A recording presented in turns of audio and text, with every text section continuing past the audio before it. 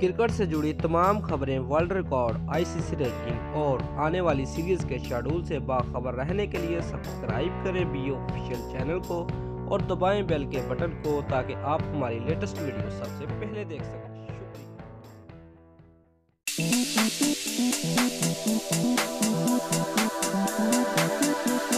दोस्तों, अगर आप भी चाहते हैं पाक भारत के दरमियान बाहमी क्रिकेट सीरीज हो जाए तो जल्दी से वीडियो को लाइक कर दें, क्योंकि आज मैं आपके लिए बहुत ही गुड न्यूज़ लेकर आया हूं।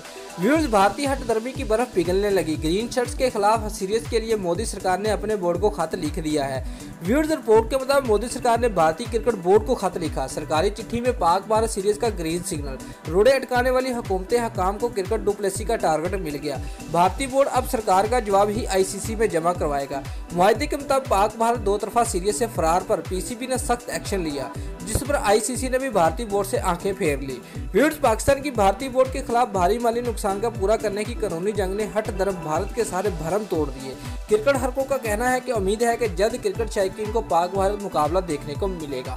दोस्तों, अगर आपको हमारी ये वीडियो पसंद आई है तो लाइक और कमेंट लाजमी करें और हमारे चैनल को सब्सक्राइब करना मत भूलिए। ऐसी ही वीडियो हम आपके लिए लेकर आते रहेंगे। शुक्रिया।